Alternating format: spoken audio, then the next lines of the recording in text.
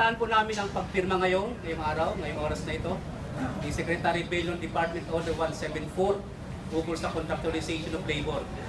Ang laman po dito ay nalaman namin sa naunang draft na aming natanggap at ang nagkaisa po ay tumututol sa Department Order na ito sa susunod na kadahilanan.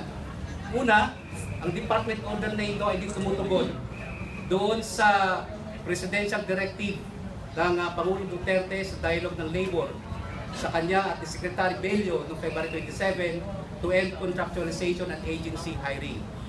Pangalawa, ang Department Order na ito ay hindi lumulutas doon sa problema ng mga manggagawa sa malawak na contractualization sa hari nila.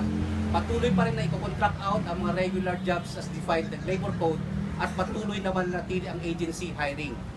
Pangatlo, ang aming mga convenors ay i-call ang atensyon ng Presidente na si Secretary Bello ay hindi sumusunod sa iyong utos.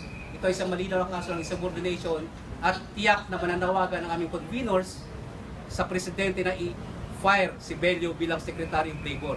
Sa dahilan na siya hindi sumusunod sa utos. After all, kailangan namin isang Secretary of Labor na tumitindig sa karapatan ng mga manggagawa. Isang Secretary of Labor na gagampanan ng kanyang tungkulin para protektahan ang interes ng manggagawa at isang full-time Secretary na mangangalaga sa interes ng manggagawa.